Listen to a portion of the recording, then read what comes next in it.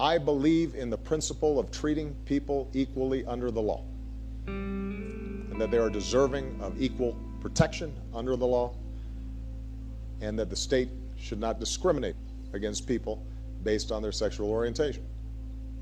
When you start treating people differently,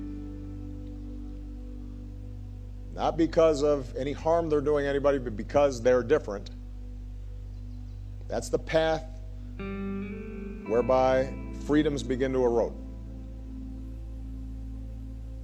And bad things happen. And when a government gets in the habit of treating people differently, those habits can spread. Deviations from the norm have existed for nearly as long as recordable history has. The existence of LGBT people, as well as their issues, are no passing phase. That's why we're asking presidential candidates this year to consider talking about the issues that the government and society still need to confront.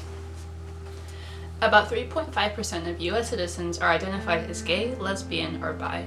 0.3% of the U.S. population is trans, and these statistics are only accounting for adults. Sure, the legislation of gay marriage occurred June 26, 2015. However, there is still discrimination in society as well as the workplace.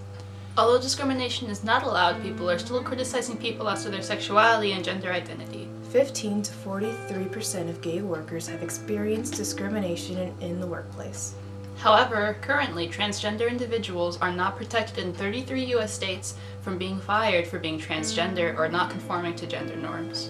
Today, healthcare given to trans employees often ignores the specific needs that trans people have in order to stay safe and hormonally balanced. This is due to the misinformation spread about trans people's needs and the myth that trans people's needs are cosmetic. As a result, the pleas for trans people's insurance to cover things like hormones have been denied due to those companies believing that their needs are cosmetic, when in reality they're not. As of 2013, problems came to light such as the disproportionate amount of LGBT homeless, hate crimes against transgender women, low rates of reporting crime, and an increase from previous years of homicides. 47% of transgender workers have experienced an adverse job outcome because they are transgender. This includes 44% of those who are passed over for a job, 23% who are denied a promotion, and 26% who are fired because they were transgender. The opposing view to the LGBTQ community's existence is the opinion of traditional marriage, as well as you were created as God intended and that you shouldn't change. Some believe that you were created as God intended in the beginning. Your sexuality and gender were assigned at birth, your identities was what your genitals were, and you were to love the person of the opposite sex to procreate later in something called traditional marriage.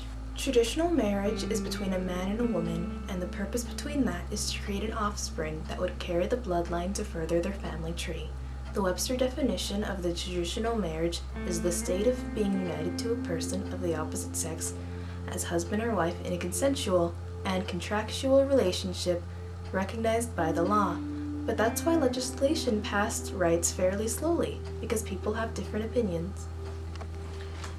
People are naturally afraid of change and things that are different from themselves.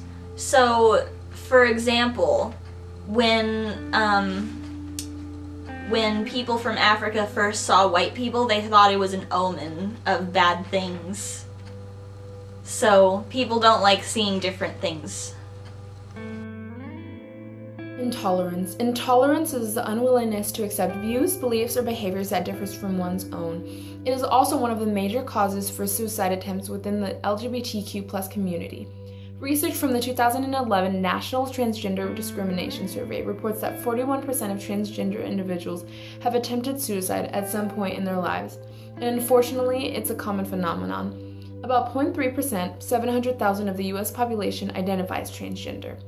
More and more light is being shed on the transgender community, with Laverne Cox being the first transgender person to be nominated for an Emmy for her role as Sophia Brissett on the hit show Orange is the New Black, Caitlyn Jenner as a retired Olympic decathlon champion and the star of her own show I Am Kate, which showcases her life as a transgender woman, Andrea Pajic is the first transgender model to be featured in Vogue, and awareness is continually being spread, even by elementary kids. So LGBT celebrities are really important because first of all, they provide good role models for LGBT kids, and there's not a lot of good role models for LGBT kids because, of course, there's not that many LGBT people, but when there's more LGBT celebrities, it provides a role model to LGBT kids, and also it helps non-LGBT people understand what it's like. All of this is why the president should be discussing the current issues in the LGBTQ plus community that many others still opt to ignore. As a minority, LGBTQ people aren't represented enough to have their rights respected.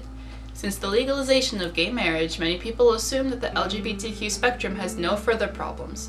To just ignore the issues currently faced by these people would be, simply put, un-American.